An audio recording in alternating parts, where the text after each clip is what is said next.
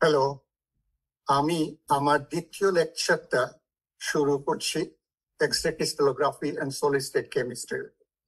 আমি দেখেছি আমার প্রথম লেকচারটা আপনারা অনেকে শেয়ার করেছেন, কমেন্ট করেছেন। আপনাদেরকে অনেক অনেক ধন্যবাদ। আমি আপনাদের দোয়া চাই এবং আমি চেষ্টা করব এই কোর্সটার বাংলা ভার্সনটা আপনাদের সামনে প্রতি সপ্তাহে একবার করে উপস্থিত করতে।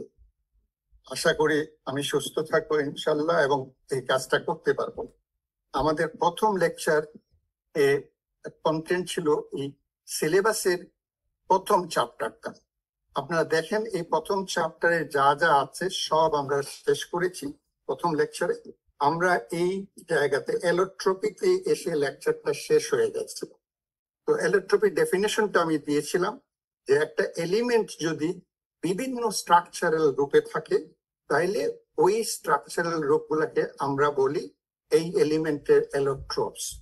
তো আমি এখন কাজ করি, আমি এলোট্রপি সম্বন্ধে আরেকটু বলে ফেলি যে দেখেন আমাদের এলিমেন্ট অনেক আছে এবং অনেকগুলো এলিমেন্টের এলোট্রপস আছে। আমরা সবচেয়ে ভালো উদাহরণ হলো কার্বনের। দেখেন কার্বনের কি কি ফর্ম আছে। ক্রিস্টালাইন ফর্ম কার্বন আপনারা জানেন যে একটা এলিমেন্ট। ক্রিস্টালাইন ফর্মে কি আছে? ডায়মন্ড আছে, গ্রাফাইট আছে, ফুলারিন আছে, গ্রাফিন আছে। ডায়মন্ড, গ্রাফাইট, ফুলারিন, গ্রাফিন এগুলো সবগুলা ডিফারেন্ট স্ট্রাকচার। আচ্ছা, এরপরে দেখেন অ্যামরফাসও আছে, তাই না? কোল, চারকোল, কোক, লাম্পলেট, গ্যাস কার্বন এগুলো সব অ্যামরফাস কার্বন। তো আপনাদের যদি মনে থাকে আমরা বলছিলাম যে আমরা সলিডকে বড় দুই ভাগে ভাগ করতে পারি, crystalline solid and amorphous solid. আমি কার্বনের ক্রিস্টালাইন ফর্মটা দেখালাম এবং এইগুলাকে একসাথে আমরা বলি এলোট্রপস অফ কার্বন, আর অ্যামরফাস ফর্মটাও দেখালাম। আর অনেক এলিমেন্টের এলোট্রপস আছে, আমি মাত্র দুই একটা এলিমেন্টের এলোট্রপ গুলা নেক্সট স্লাইডে আপনাদের দেখাচ্ছি। যেমন ধরেন অক্সিজেনের এলোট্রপ ডাইঅক্সিজেন, তাই না? ওজোন, তারপর pale to pink tetra oxygen, octa oxygen, delta phase orange colour, epsilon phase black color, metallic form, extremely high pressure. এটা হলো অক্সিজেনের ইলেকট্রন। এরকম তার ফসফরাসের ইলেকট্রন, এরকম আয়রনের ইলেকট্রন, এখানে দেখেন এরকম টিনের ইলেকট্রন। এইখানে একটা জিনিস বলে রাখি যে দেখেন আমরা আমাদের ফ্রিজে বিভিন্ন সময় বিভিন্ন জিনিসপত্র একটা পাত্রে রাখি। আপনারা শুনলে বের হবেন আলফা টিন ওর গ্রে টিন, এইটা বিটা টিনে কনভার্ট হয়ে যেতে পারে এবং টেম্পারেচারটা 4°C এটি হতে পারে। যার জন্য বেশিরভাগ ক্ষেত্রে যারা এটা জানেন তারা ফ্রিজের মধ্যে কোনো সময় ওই টিনের পাত্র রাখেন না। এটা প্লাস্টিকের পাত্র, যেটা এত তাড়াতাড়ি ফর্মটা চেঞ্জ হয় না, স্টেবল। এর জন্য প্লাস্টিকের পাত্রতে রাখা হয় কিংবা সিরামিকের পাত্রতে। আচ্ছা, এখন আমি যে আমার দ্বিতীয় লেকচারটা যেটা ছিল, আমরা কেন এই ক্রিস্টাল, এখন থেকে আমরা ক্রিস্টাল নিয়ে কথা বলবো, অ্যামরফাস জিনিস আর আলাপ করছি না, কারণ সিলেবাসে অ্যামরফাস যেটুকু আমি আলাপ করেছি সেইটুকু পর্যন্ত আছে, এর বেশি আর অ্যামরফাস নাই। যার জন্য আমরা এখন ক্রিস্টাল নিয়ে আলাপ করব। তো আমরা জানি যে অনেকে আমরা বলি ক্রিস্টালোগ্রাফি কি জিনিস। তো একসাথে যদি বলি ক্রিস্টাল স্টাডি করা, তাদের স্ট্রাকচার দেখা, তাদের প্রপার্টিস গুলা দেখা, এইগুলারে আমরা ক্রিস্টালোগ্রাফি বলি। এই সাবজেক্টটাকে ক্রিস্টালোগ্রাফি বলবো।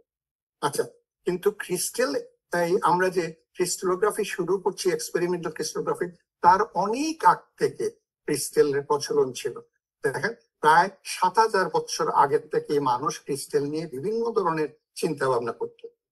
কিন্তু এই সাবজেক্টটা দেখেন ডায়নামিক, র্যাপিডলি চেঞ্জ করতেছে।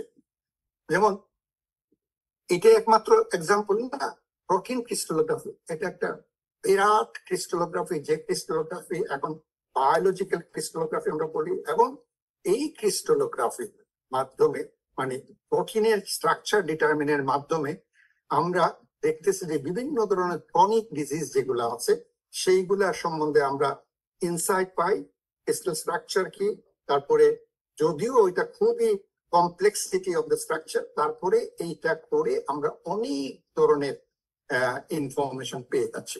তো আমি বলবো যে কম্পিউটার সফটওয়্যার এইটাও তো আমাদের রিভলিউশনাইজ করে ফেলছে। যেমন ক্রিস্টাল স্ট্রাকচার আমরা ডিপিক্ট করতে পারি এই কম্পিউটার সফটওয়্যার, যেটা আগে আমরা পারতাম না।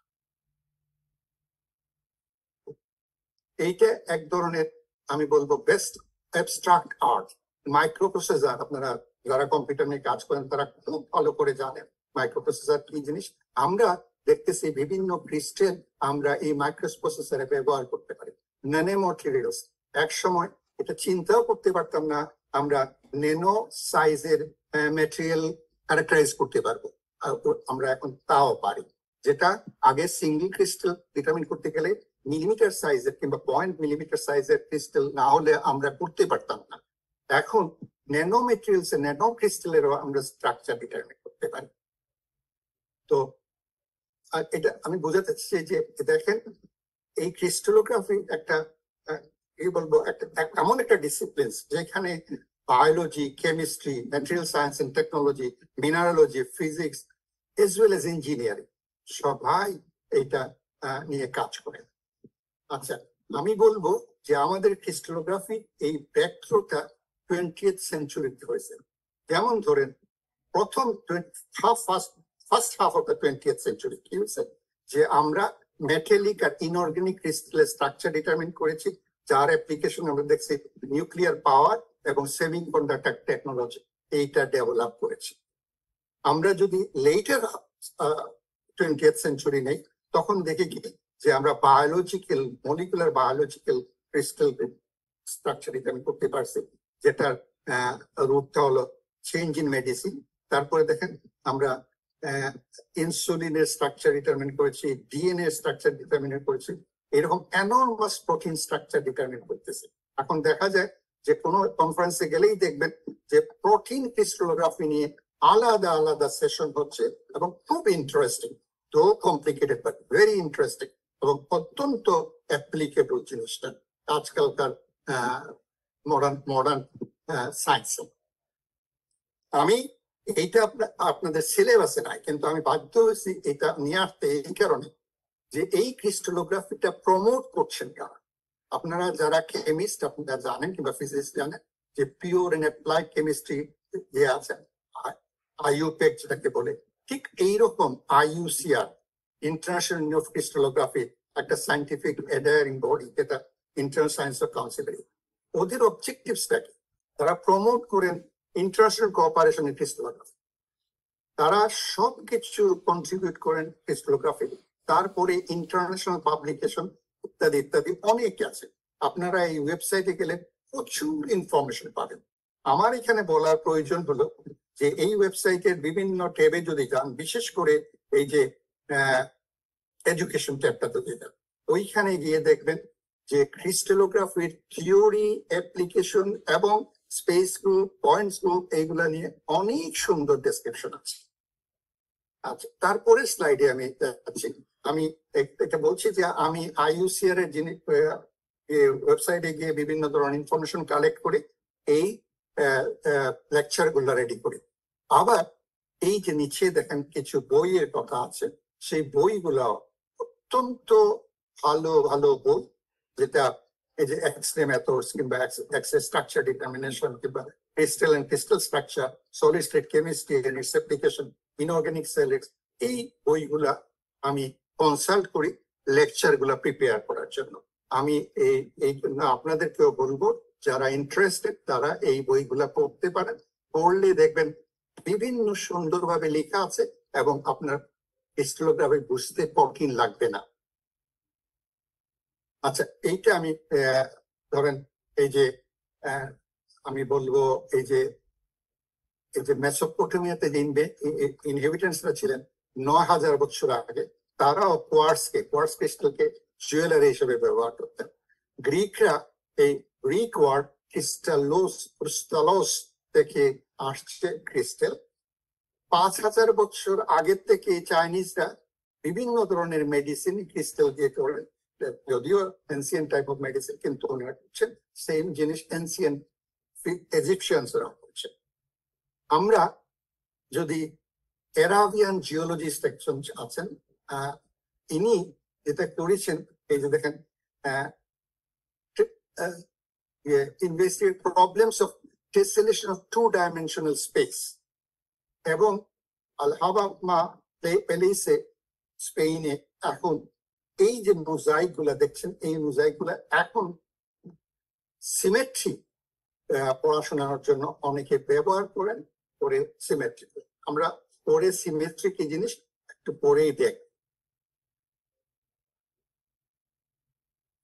আচ্ছা, আমি বলতে চাই ফিলোসোফার, তার একটা লেখা আছে অন স্টোনস, এটা রক্স এন্ড জেমস এর উপরে, এগুলা ইন্টারনেটে গেলেই আপনারা পাবেন। এবং আমি বলতে চাই, এই যে জার্মান ম্যাথমেটিশিয়ান জোহানেস ক্যালভ, উনি ওনার কোর্টের মধ্যে স্নোফ্লেক করেছিলেন। এইটা দেখে উনি সাংঘাতিক ভাবে ইয়ে হয়ে যান, মানে উদ্বুদ্ধ হয়ে যান, এবং উনি কাজ করা শুরু করেন তার এই স্নোফ্লেকের উপরে first mathematical description on crystals, first mathematical description.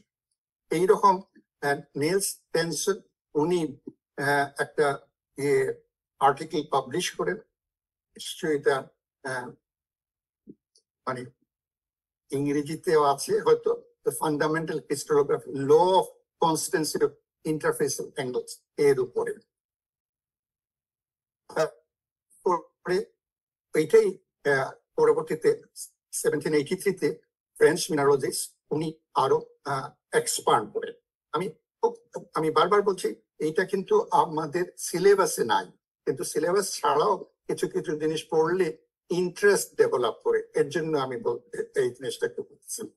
দেখেন 1784, তখন আমরা এক্স রে জিনিস আবিষ্কার হয় নাই, তারপরেও মানুষ কি করেছেন, বিভিন্ন ধরনের ফিলোসফি এবং ম্যাথমেটিক্যাল ডেরিভেশনের মাধ্যমে আজকার যে ক্রিস্টালোগ্রাফি সেটাকে ডেভেলপ করেছে।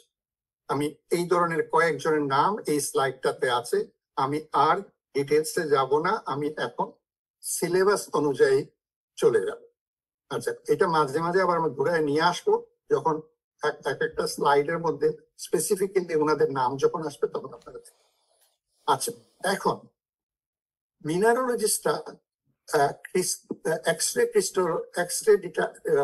আবিষ্কার হওয়ার অনেক আগে থেকে মিনারোলজিস্টরা বিভিন্ন ধরনের মিনারেলস নিয়ে ওনারা অপটিক্যাল মাইক্রোস্কোপ দিয়ে ক্রিস্টাল স্টাডি করতেন, এবং তিনারা তখন করলেন, তখন ওনার ক্রিস্টাল ফ্যামিলি বলতে যেটা বোঝায়, এরকম ফ্যামিলি করলেন। দেখেন এই ফ্যামিলিতে আছে আইসোমেট্রিক, টেট্রাগোনাল, অর্থরম্বিক, মনোক্লিনিক, অ্যান্থ্রোইক, হেক্সাগোনাল।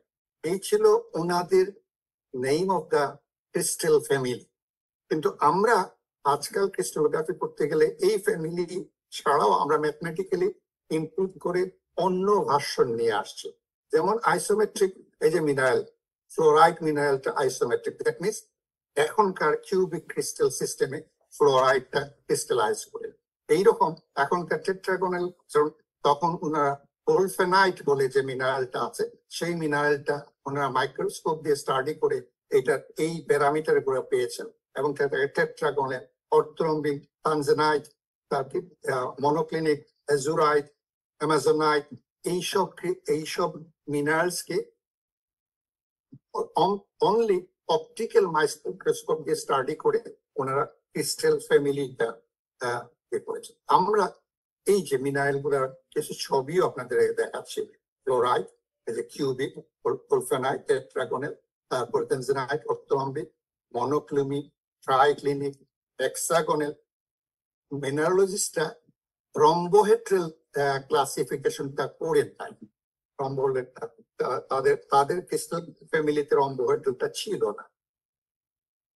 এরপরে আমরা যদি এখন একটা ক্রিস্টালকে কিভাবে আমরা ম্যাথমেটিক্যালি ডিরাইভ করবো এবং এজ ওয়েল এজ এক্সপেরিমেন্টালি এইটাকে ডিটারমিন করবো স্ট্রাকচার গুলো। তো ক্রিস্টাল ল্যাটিসটা কি? ল্যাটিসটা হলো regular 3-dimensional arrangement of identical lattice bonds. আমরা লেটেস্ট পয়েন্ট বলতে কি বুঝাচ্ছি? Atom, ions and molecules of the constituent of the crystal, তাই না? কিন্তু এই 3 ডাইমেনশনাল রেগুলার অ্যারেঞ্জমেন্টটাকে আমরা ক্রিস্টাল ল্যাটিস বলছি। কিন্তু আবার আমরা ইউনিট সেলও করতেছি। ইউনিট সেলটা কি? এটা একটা স্মলেস্ট ইউনিট, যেটাকে 3 ডাইমেনশনালি যদি আমরা অ্যারেঞ্জ করি, সিমেট্রি সহ আমরা ক্রিস্টাল ল্যাটিস পাই। তার মানে এমন ছোট হবে যেখানে আর ছোট করলে পরে আমরা ওই ক্রিস্টাল ল্যাটিসের সিমেট্রি হারিয়ে ফেলবো। এইটা যেন না হয়। তার মানে সবচেয়ে ছোট অংশটা যেটা আমরা 3 ডাইমেনশনালি অ্যারেঞ্জ করব, এইটাকে আমরা বলবো ইউনিট সেল। আর এই 3 ডাইমেনশনাল অ্যারেঞ্জমেন্টের পরে যেটা ক্রিয়েট হয় এটাকে আমরা এন্টায়ার ক্রিস্টাল ল্যাটিস বলি। আচ্ছা, এইখানে আমি একটা ইউনিট সেলের 2 ডাইমেনশনাল ইউনিট সেলের দেখাচ্ছি, ক্রিস্টাল ফ্যামিলি দেখাচ্ছি, এগুলো আমরা পরে আবার আলাপ করবো ডিটেলস। আমি এখন আমাদের ক্রিস্টাল সিস্টেম, 7 ক্রিস্টাল সিস্টেম, সেইটাকে ডিফাইন করতে চাই। আমরা ইউনিট সেল আর ক্রিস্টাল ল্যাটিস সম্বন্ধে কথা বলতেছিলাম। আমি বলছিলাম যে ইউনিট সেলটা হলো সবচেয়ে ছোট অংশ ক্রিস্টালের, যেটাকে আমরা 3 ডাইমেনশনালি রিপিট করব। রিপিট করার পরে এইটা ক্রিস্টাল ল্যাটিস হবে।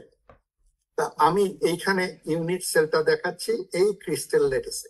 এখন প্রশ্ন আসলো যে আমরা ইউনিট সেলকে কিভাবে ডিফাইন করব? তো আমরা 3 ডাইমেনশনাল কোঅর্ডিনেট সিস্টেম নিব, যেরকম ম্যাথমেটিক্সে নেই, এবং আমরা ওই 3 ডাইমেনশনাল কোঅর্ডিনেট সিস্টেমকে ক্রিস্টালোগ্রাফিতে বলি রাইট হ্যান্ডেড কোঅর্ডিনেট সিস্টেম। এবং আমরা এ, বি, সি দ্বারা এই 3টা অ্যাক্সিয়াল লেন্থ চাই, এবং অ্যাঙ্গেল গুলা হয় সি এন্ড এ অ্যাঙ্গেলটা হলো বিটা, এ আর বি এর অ্যাঙ্গেলটা গামা, আর বি আর সি অ্যাঙ্গেলটা আলফা। তো এই 6টা প্যারামিটারকে যদি আমরা পারমিটেশন কম্বিনেশন করে দেখি, তাহলে আমরা দেখব মাত্র 7টা সিস্টেম হতে পারবো। মাত্র 7টা সিস্টেম, এর বেশিও না কমও না। তো কিউবিক ক্রিস্টাল সিস্টেমের ডেফিনেশন এই হলো যে প্রত্যেকটা unit cell axis, cell parameter যেটা আছে, এ বি সি সমান থাকবে, আলফা বিটা গামা 90 ডিগ্রি থাকবে। এইরকম করে আমরা 7টা ক্রিস্টাল সিস্টেমকে ডিফাইন করতে পারি। একটা কিউবিক, একটা টেট্রাগোনাল, একটা অর্থরম্বিক, একটা হেক্সাগোনাল, একটা ট্রিগোনাল ও রম্বোহেড্রাল নামে পরিচিত, একটা মনোক্লিনিক, একটা ট্রাইক্লিনিক। আমরা এই ক্রিস্টাল সিস্টেমের সেল প্যারামিটার আমরা কি বলতেছি, এইটা সেল প্যারামিটার দিয়ে ডিফাইন করলাম। কিন্তু দেখা যাবে শুধু সেল প্যারামিটার দিয়ে ডিফাইন করলে আমরা ক্রিস্টাল সিস্টেমকে প্রপারলি আইডেন্টিফাই নাও করতে পারি। কারণ যে খুব কাছাকাছি থাকলে হয়তো আমরা বলবো এ সমান বি সমান সি, কিন্তু যদি আমরা সিমেট্রি কনসিডারেশন করি, এসেনশিয়াল সিমেট্রি যদি নেই আর সেল প্যারামিটার নেই, তাইলেই একমাত্র আমরা প্রপারলি ডিফাইন করতে পারবো। এখনো আমি সিমেট্রিতে যাই নাই, ক্রিস্টাল ল্যাটিসেই আছি, এবং ক্রিস্টাল সিমেট্রিতে আস্তে আস্তে আমরা ঢুকবো। আমরা এসেনশিয়াল সিমেট্রির কথা বলছি। তো এসেনশিয়াল সিমেট্রিটা আমরা পরের লেকচারে নিব। আপাতত আমরা আজকের এই লেকচারটা শেষ করি। আশা করি আমি যেটুকু বলেছি আপনারা বুঝতে পারছেন, এবং আমার একটা অনুরোধ থাকবে, এগুলো শুধু পড়াতে না, একটু প্র্যাকটিস করলেও দেখবেন অনেক ভালো বুঝতে পারছেন। আমার পরের লেকচারটা হবে সিমেট্রি রিলেটেড লেকচার। আপনাদের অনেক অনেক ধন্যবাদ।